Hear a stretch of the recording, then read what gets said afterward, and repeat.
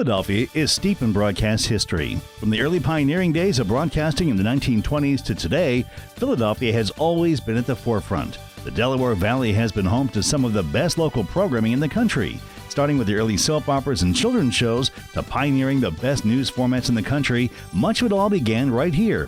From radio announcers to television personalities, cameramen to directors, these were the broadcasters that burned out the airwaves. These were the pioneers of Philadelphia broadcasting. Hi, I'm Terry Ruggles. Welcome to today's edition of Pioneers of Philadelphia Broadcasting. Today I'm talking to Mike Strug. Mike Strug, when I came to Philadelphia in 1974 and turned on the television, you were doing the weekend news at Action News. Oh, and job? that career ended. Yeah. First job? First job was first TV job was at Channel 6. I got very lucky. Came out of Temple University, worked radio for a couple of years, and then went to work at Channel 6 in 1966. Did you know that you always wanted to be in broadcasting, or did you stumble into it? Stumble is exactly the right word. This is a story I've told before. I'm from Philadelphia, went to Olney High School. Did okay in the SATs, but my grades were not terrific. a real qualification for television news. And one day I was driving on Broad Street with a friend of mine. We were heading downtown to go to a movie. And I said, oh look, there's Temple University. Let me get an application. I wonder what you can take here. And I ran into the building, it was Conwell Hall, got an application, and now I continue driving, and I hand this to Eddie. And I say, Eddie, what can you take? And he looks at it, he's reading. Liberal arts, a major in a language, French, whatever. He said, communications, radio and television. I said, who would take that?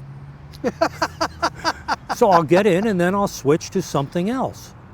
And here it was, 43 years later, I just hadn't switched and managed to hold a job for a while. So did you start radio, or did you do, in college, or were you doing television stuff in college too? There was no television to speak of in college at that point. It was pretty much just some closed circuit stuff in one of the buildings.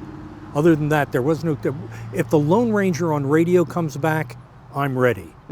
That was the experience I got. Okay. In our senior year, we took a class in production with a fellow by the name of Lou Klein.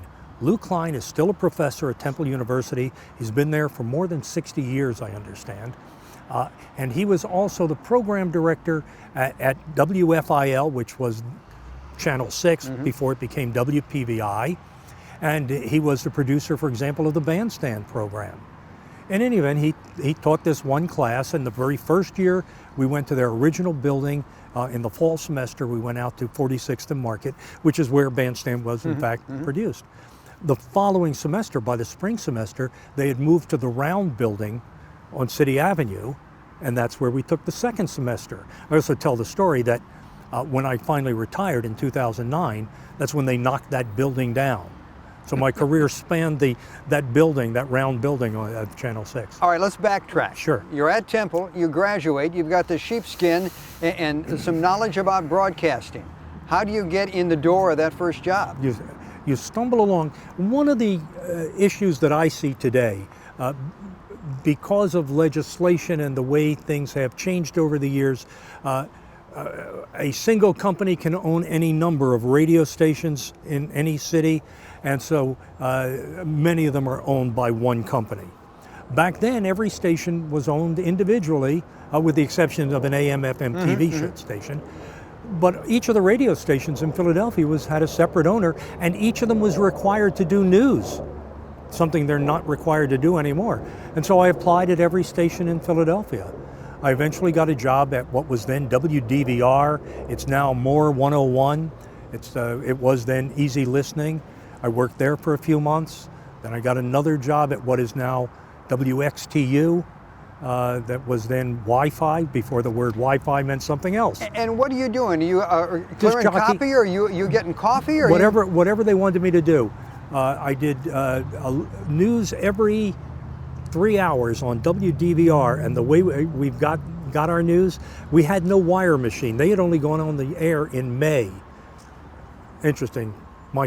I began work on November 21st, 1963. The following day, President Kennedy was assassinated. Now, I wasn't scheduled to go on the air at all. I was just going to play records. But I was at Temple University at the time. We had wire machines. I didn't know this, but I'm ripping copy off of the wire machines and taking it with me. And when I went to work that evening, I was the only one with any copy. So they let me read the copy that night on WDVR. I went from there to, as I say, XTU, which was Wi-Fi. We did half the time you were doing news and half the time you were doing DJ. And by the way, you kind of listened at WDVR before, after the assassination, when I no longer had wire copy. We would listen to WIP radio, which used to do 5 minutes of news every hour. And we would copy it down, and then every 3 hours we would give the news that way. So how old are you when you get that first break to go to television? I'm at WILM in Wilmington, King Willem, doing a 4-hour DJ show and 4 hours of news. And it's 1966, so I am 24 years old, and get my first job in television in Philadelphia. That doesn't happen now. Most people work in smaller markets and work their way up to Philadelphia. I was very, very fortunate. Right place, right time? Absolutely, just stumbled in. John Rawlins and I were sitting in a courtroom one time, John at Channel 6, and he was talking about himself, but it applied to me, and I've used it since. I stumbled into a career that exactly fits my attention span. So we do a minute and a half on the air. You do 3 stories a day. Yeah, I was very, very fortunate to stumble into this. Let's get to the PVI part. Who hired you and what were your duties? Okay, this is an admission that I'm gonna make. I was still living in Philadelphia at the time. I was married, but I was living in Logan, actually with my parents still. And one day I was sitting out on the front steps, and a guy I knew for years from the neighborhood came by, said, "What are you doing?" I told him. He said, "Oh, you know, I find jobs for people. I work in a personnel company. I think there's an opening at Channel 6." And so I said, "Okay, terrific." You know, he said, "Come down to my office." So I went to his office a couple of days later. He picks up the phone, and I hear him say to somebody, "Let me have the personnel office." He says, "Do you have any openings?" Looks at me and says, they filled the job. And that was the extent of it. My wife, my late wife, had a cousin who she referred to as Uncle. Uncle Max was a salesman, Max Solomon at Channel 6. He's a premier salesman here in Philadelphia. I had never asked him for anything, never said, "Hey, can you help me with this?" I called him and said, "Hey, Max, Uncle Max, find out, was there a job or was this guy just talking to me?" He, I think, misunderstood. Next thing I knew, I had an interview for a job. And that's how I got the job. So I went in, and whether he influenced it in some way or just found out, because at that point, they were involved in FIL radio in the pop explosion. They were going to rock music. This is before you got to the city. But until then, WIBG, WIBG was the rock station in Philadelphia. Were those the Boss Jocks? Yeah. And so WFIL is changing format, hiring the Boss Jocks, guys like Jim O'Brien, legendary Jim O'Brien, and many other guys. And they were also hiring news guys. So they hired me. They hired a fellow by the name of Rich Kellman, who went on to become a longtime anchor in Buffalo, New York. Larry Kane, who was here at all the stations in town. Larry was hired at the same time. So we were all hired during this pop explosion, and we would work for AM, FM, TV, whatever they needed us for. But I was hired as because I'd been working in Wilmington, I was the Wilmington, Delaware County Bureau Chief. And I would hang out down in Wilmington or in Delaware County, and that lasted a couple of years. And then eventually I moved up into the city. Now these are back in the film days, which of course today people kind of, it's a vague memory. But there are a lot more moving parts back then, a lot more people involved than now. Tell me about the interaction, the dynamic there. Well, I think when I started, it was a 3-man crew. It was a reporter, a photographer, and a sound man. and the sound man would set up the lights and do the sound and that sort of thing. The one story I talk about that has made a significant difference, I think, and you can confirm this. When I started, we were shooting black and white film. Within a year or so, we went to color film. It took 45 minutes just to process the film. We didn't do anything live. We weren't capable of doing anything live. Okay? During that 45 minutes, you figured out what you wanted to say. You made sense out of the story. You could write it. And then you went in with an editor, and you took your time and you edited the story. By the time I left, which was in 2009, I was a nightside reporter, often doing police stories, and we would get to the scene, as I say, at 10 of 11, and they would expect us live at 11 o'clock. So you knew where you were. You had a sense that somebody had been shot or something had happened. And I used to say, if I had 3 facts, I could do 45 seconds. And that's what was required. I felt, as the years passed, if I suddenly had been thrown into that, I wouldn't have been able to do it. But the changes were gradual.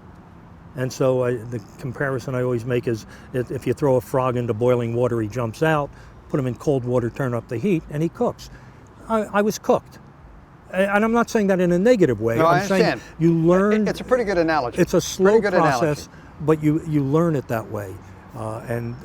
It's a different medium with an immediacy that just didn't exist in 1966 or 68 or well into the 70s. Now, I said that I had seen you anchoring when I came in '74, but I also worked with you on the street for many, many years. Did you have a preference? I like the money anchoring. Anchors do very well. I didn't particularly like it. I found it kind of boring. I liked being out on the street, and that's a question I'll be asking you at some point. Well, let's get into the nuts and bolts. What you've explained the difference, but what is the difference as far as the payoff for you?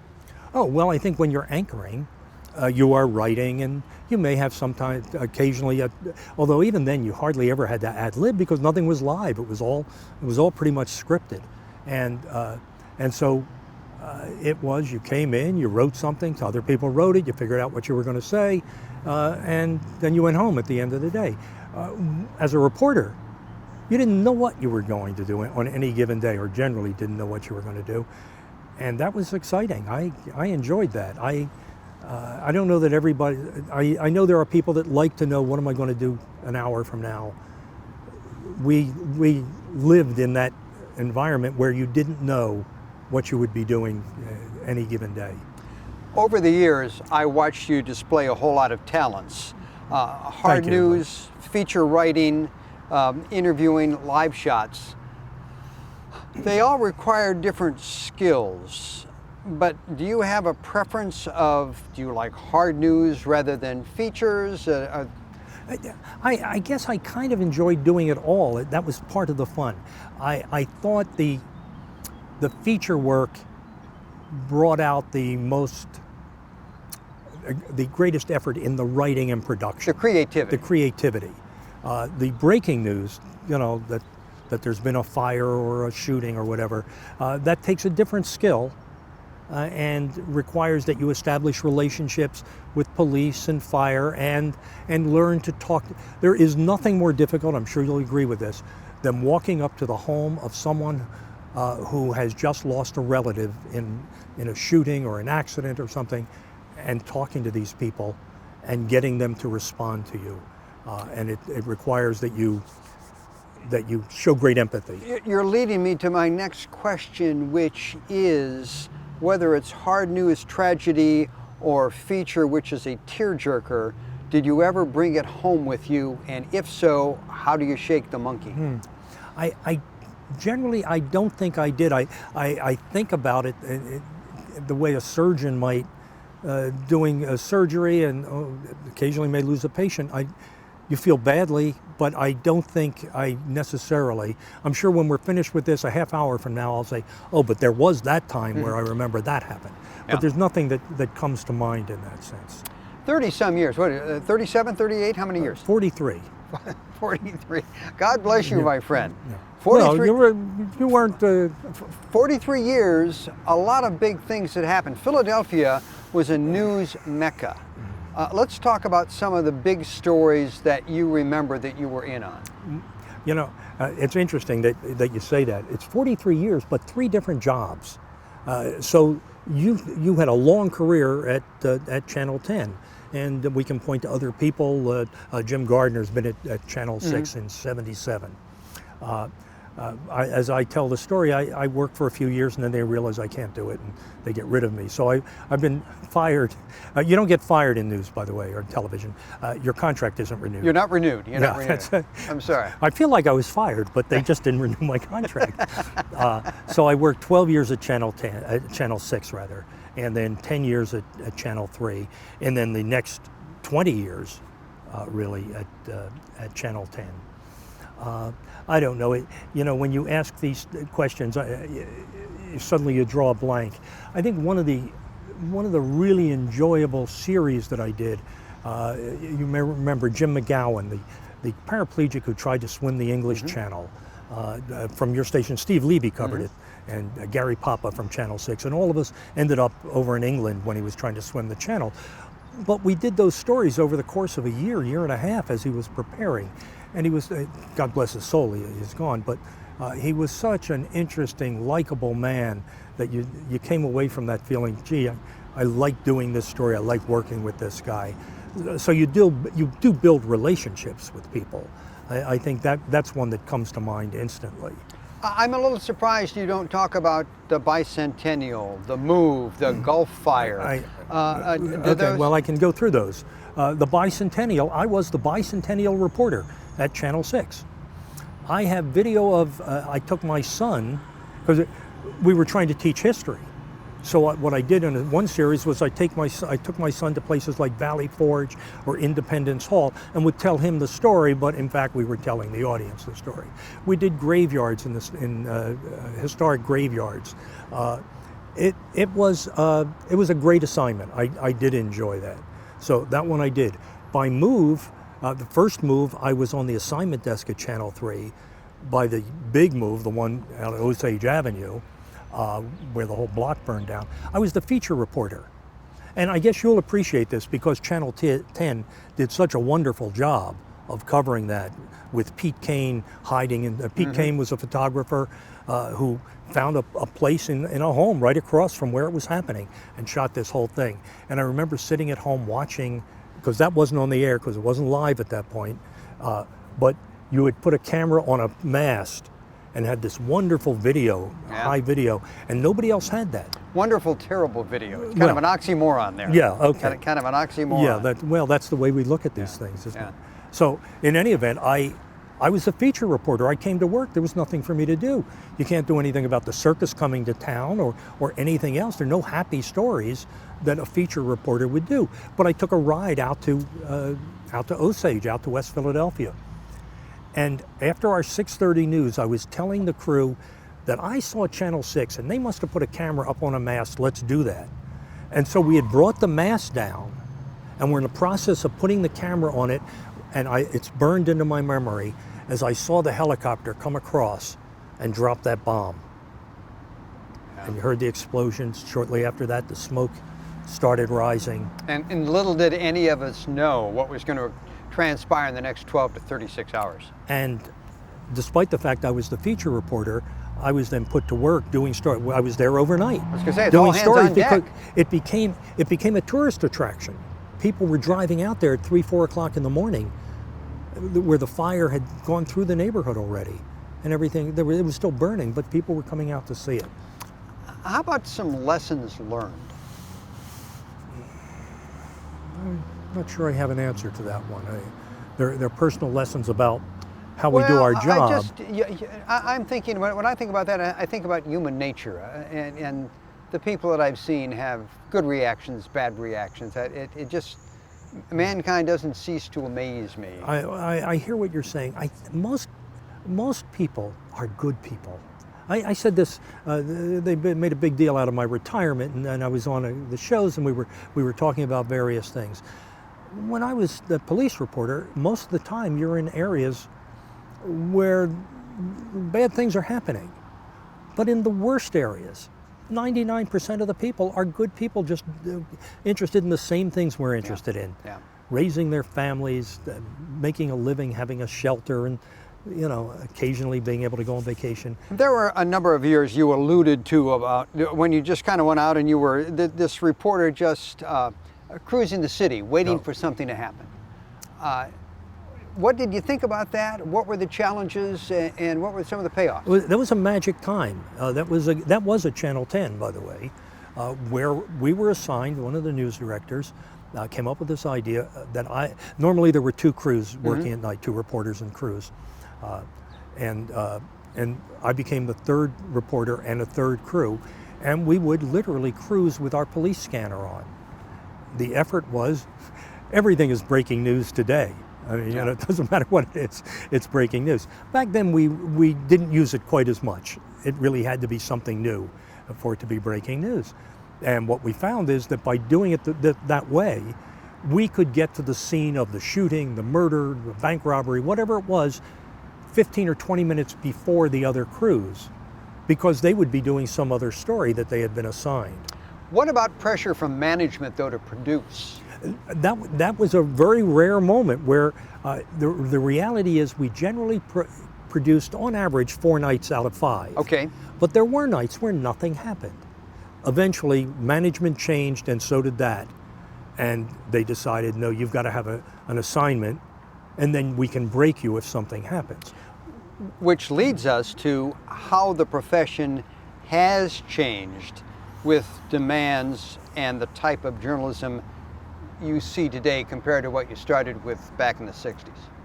Well, at the very least, if we talk about back in the 60s, where I had 45 minutes to think, and by the time I retired in 2009, I had 10 minutes to think. You're covering different things, but a lot less time. You had to have a sense, make some calls on your way to the scene, get some idea of what was happening. There is not as much time to study and get the background and begin to understand fully what's happened out there. Now that may happen the following day, but initially you're there, and that's the skill. Well, give me an opinion. Is that good, bad, or just how it is? I think it's just how it is. I think things have changed so dramatically, and we talk about this. When you and I started, 74, were there UHF stations by then? Yes. Were there? Mm-hmm. Okay, when I started in 66, there were none. So we had 3 stations in town, plus HYY. Okay. Eventually we picked up three additional UHF stations. So if you were a viewer in Philadelphia, you had a choice of 7 television stations. I look at my TV now, I don't know how many I have. Do I have 700? And so the choices are significantly more, which means less people are watching any given program, any news program, for example. Therefore, the station is making less money. Therefore, it presumably cannot hire as many people or pay them the way they might have paid them before. And it is, I'm trying to not be too critical, but I do find it's a different medium than the one we started with. And it has to do with the fact that another example, when I started, and I'm not suggesting this was right, we did a half hour of news at 6 o'clock, 5:30, 6 o'clock, 15 minutes at 11. Okay, the total of 45 minutes. Now, they do 2.5 hours from 5 to 6:30. Is it 3 hours in the morning? 3.5, something like that? 4:30 to 7 o'clock, so at least, 2.5. Okay, and a half hour at 11 o'clock. Mm-hmm. So now you're filling, instead of filling just 45 minutes, you're filling 4.5, 5 hours. Significantly more time to fill. And another story I tell, which I've told before, I was working at Channel 6, and there had been a storm the day before, and I was covering Jersey at that time. And my photographer and I went down the shore, and we did a couple of good stories. And I can still remember that we were on the beach. There'd been so much erosion. This one house had stairs that led down to the beach, and the stairs ended up here, above my head. And I'm standing there doing a stand-up talking about the erosion. Anyway, I walked back into the newsroom later that day, And again, this was film, you had to get it back. And I walked past the assistant news director, who I knew, was friendly with. He said, boy, we did a couple of good ones down the shore today. And he said, we don't need 3 good ones, we need 2 good ones, we need 3 mediocre ones. That's an exact quote. We're filling more time, you don't have as much time to think. You tell me, is it better or worse? Is it different? Is it what it is? So as we're winding down here, where are we going? I think that's a good question. I think, is it possible? Here in Philadelphia, we currently have four stations doing news, right? I don't know that does HYY does national news, but they're not doing a significant amount of local news. So you have Channel 29, 3, 6, 10. Are they all making money at it? I don't know. It used to be that, you didn't have to make money at it because you were required to do it by the FCC. Then it turned out you were making money at it. I don't know that all 3, certainly Channel 6 is making money. Are the others making money? And if they're not required to do it, will they continue to do it? Last question. It's got to be a short answer. Okay. Yes. Is there anything else you would have rather done with your life other than what you did? I was so lucky.